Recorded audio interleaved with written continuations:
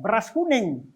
Kemudian juga di beras kuning itu ada uang-uang koin, logam-logam itu. Itu sebetulnya untuk bekal mereka sebetulnya. Nah, itulah yang kita akan lakukan besok. Jadi mulai beliau buka lawang, kemudian beliau mengantarkan yang sudah masuk ini, diantarkan di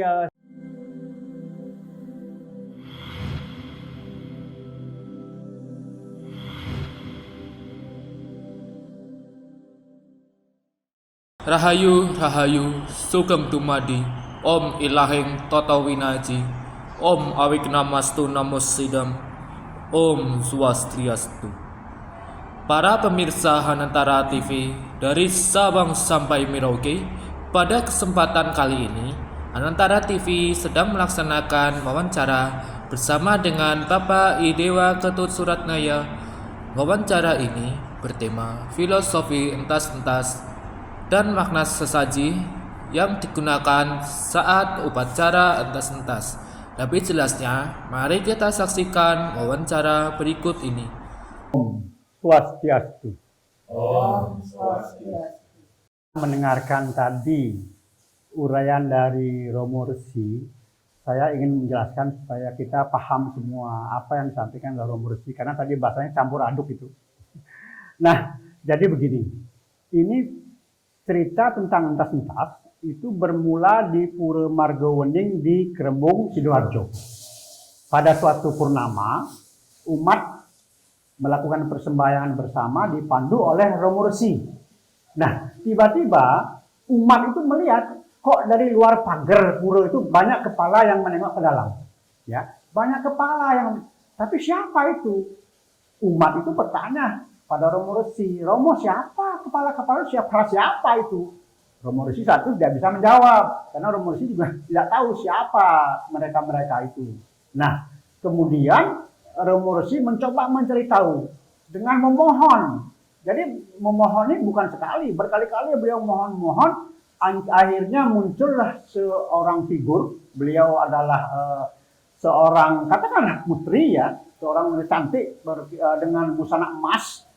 Beliau mengatakan bahwa siapa yang punya kepala-kepala itu. Namun sebelumnya Romo Resi bertanya, beliau ini siapa? Beliau mengatakan, aku Giri Putri. Giri Putri itu sebetulnya itu penguasa gunung, kalau kita boleh dikatakan itu Parwatinya. Nah, aku Giri Putri. Nah, terus Romo Resi bertanya,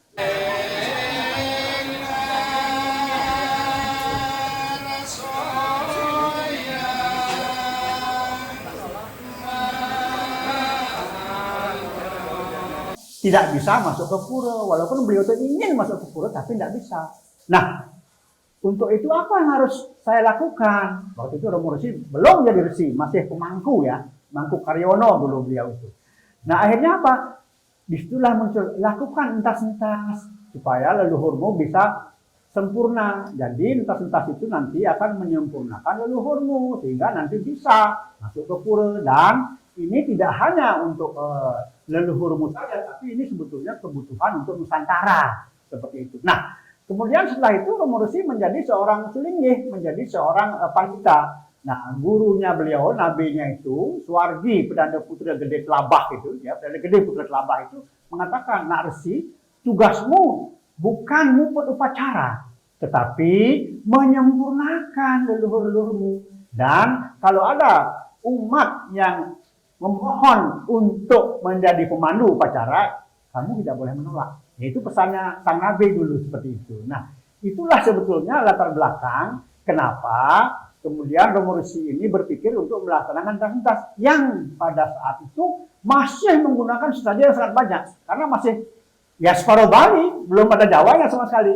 Nah, saat itu kita memang penuh dengan pro kontra. Kenapa? Karena saat itu kita belum bisa memperlihatkan apa sih sumber sastranya, referensinya apa. Nggak ada, kita nggak tahu. Karena hanya petunjuk itu. Nah, kemudian kita melakukan entas-entas di beberapa tempat di Sumatera, Kalimantan, bahkan sampai di Maluku ya, di Kalimantan itu, Maluku Tenggara. Kalau di Jawa sudah sering, karena setelah ada petunjuk itu, Romo Resi melakukan entas-entas di Pulau Krembung. Nah, memang sebelum itu Romo Resi bingung.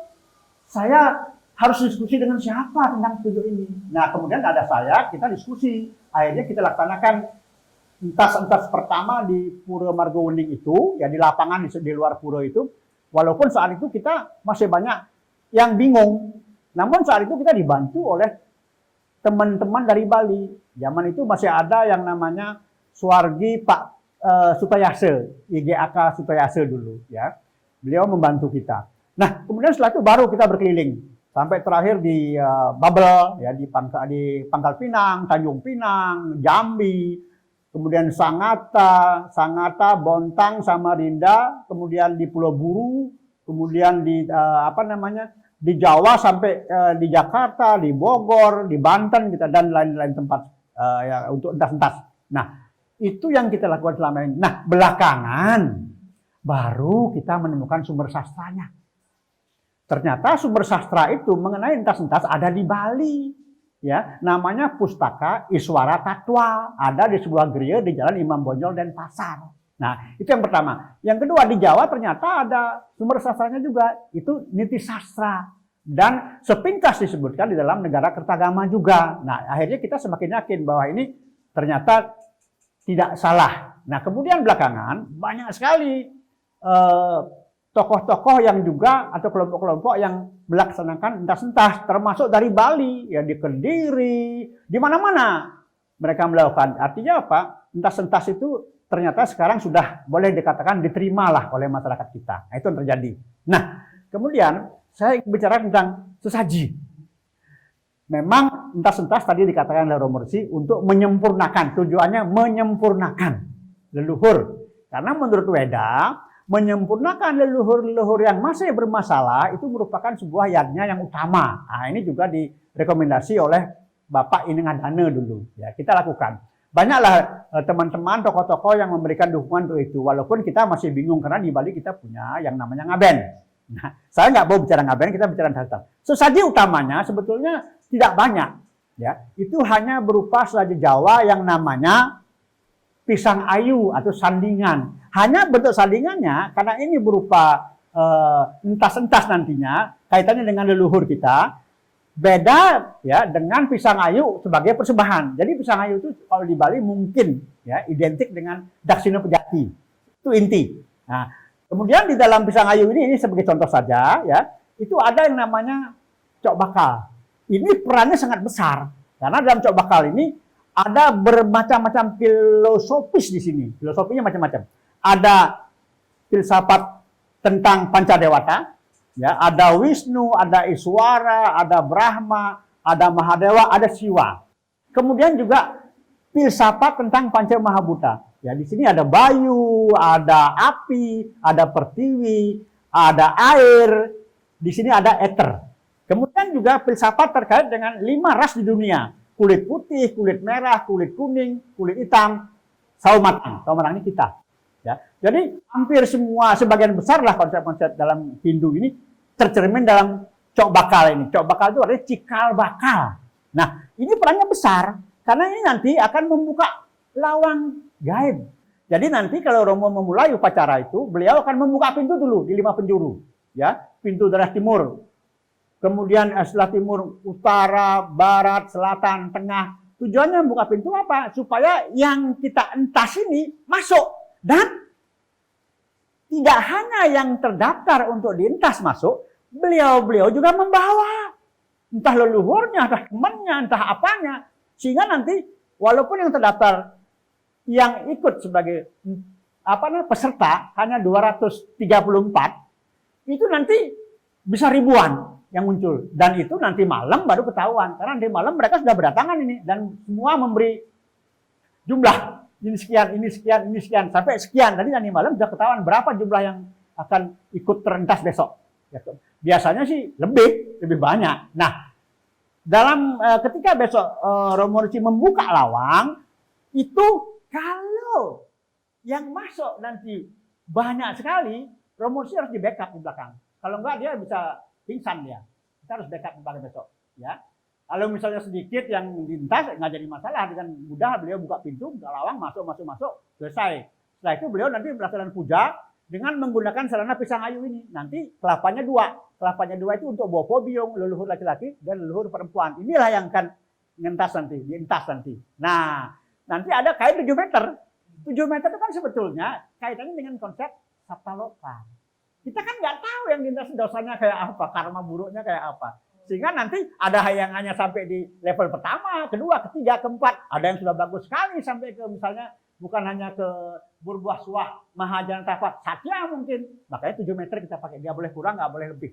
Ya, nah ini. Nah kemudian selain namanya pisang ayu ini dan cok bakal ini, kita juga harus menghormati lingkungan. Siapa yang berekso di seputaran BSD ini? Maka kita perlu tambahan-tambahan sesaji yang lain, seperti misalnya jajan pasar, itu untuk danyangan di sini yang berekso. Nah, memang kalau di Jawa, sebelum kita memulai upacara inti, beliau akan mengujungkan dulu yang lokal. Jadi yang lokal dulu diberikan sesaji, ini loh sajimu untuk ini, gitu loh. Setelah itu baru inti nanti masuk. Nah, kemudian juga besok itu ada yang namanya beras kuning. Kemudian juga di beras kuning itu ada uang-uang koin, logam-logam itu. Itu sebetulnya untuk bekal mereka sebetulnya. Nah, itulah yang kita akan lakukan besok. Jadi mulai beliau buka lawang, kemudian beliau mengantarkan yang sudah masuk ini, diantarkan disempurnakan, nanti digelar di 7 meter itu, ya, kain 7 meter, lalu digulung, kemudian murwadaksina para leluhur para peserta. Nah, setelah itu selesai, tinggal proses pendidikan.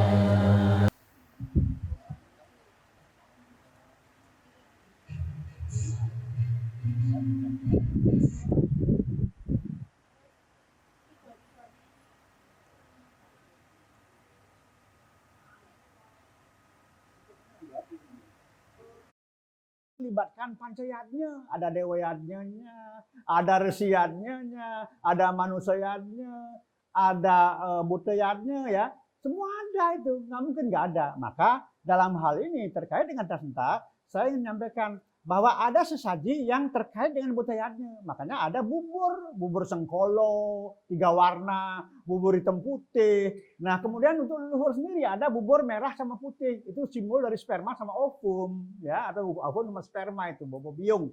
Nah, kemudian itu butayatnya. Nah, kemudian juga ada tumpeng pancawarna 5 warna kecil-kecil. Nah, itu juga di bawah nanti, itu juga butayatnya. Nah, kemudian untuk manusianya jelas ada lah, yang namanya besok ada katakanlah konsumsi itu manusianya jelas itu, ya. Kemudian ada resiannya, kita juga kepada Romo Resi, jelas. Nah, dewayatnya sendiri nanti ada pejati, daksina pejati, itu sebagai permakluman, sebagai persembahan, dan sebagai saksi. Nah, itu dewayatnya di sana. Jadi ingat, prosesi entas-entas ini melibatkan pancayatnya. Ya, hanya tadi saya menyampaikan bagaimana perjalanan jiwa leluhur kita, bagaimana kita menyempurnakan leluhur kita melalui prosesi entas-entas, ya. Buka lawang, kemudian oleh Romo diantarkan, lalu kita prelina, ada murudaksina di sana, itu leluhur. Tapi ada juga butayanya, ada bubur-bubur nanti, ada segahan di sana, ada tumpang pancawarna yang kecil-kecil, itu segahan model Jawa itu, ya. Ada, nah untuk yang baurekso di sini ada yang namanya jajan pasar, ada apem dan lain sebagainya. Nah, untuk dewayatnya sekali lagi ada 2 pejati besok, 1 sebagai persembahan, 1 sebagai saksi. Nah, Surya Raditya seperti itu. Ya, saya kira itulah yang kita lakukan esok hari. Nggih. Terima kasih. Om Santi Santi Santi Om. Matur sembah nun.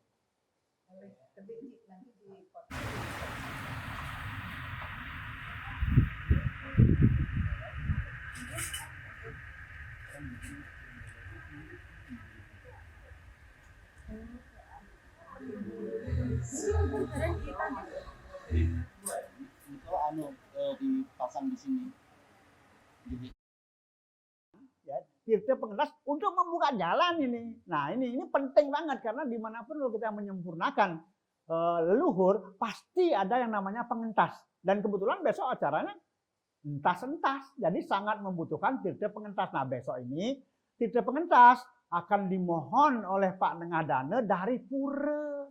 Karena tirta pengentas itu ada siwanya di sana. Jadi kita mohon di pura besok ini. Sangat penting tirta pengentas ini. Tanpa tirta pengentas, ritual entas-entas tidak akan berjalan dengan baik. Karena hasilnya tidak bisa dijamin dengan adanya gangguan-gangguan dari luar. Perjalanan jiwa harus murni tanpa gangguan, yaitu harus dengan tirta entas-entas, tirta pengentas. Nah, itu ya. Nah, itulah yang bisa saya uraikan secara singkat dulu ya, supaya tidak terlalu banyak makan waktu nanti. Oke. Jadi inti cuma itu sebetulnya sajinya. Oke. Saya akhiri dulu dengan Parama Santi. Om Santi Santi Santi. Om. Matur sembah nuwun.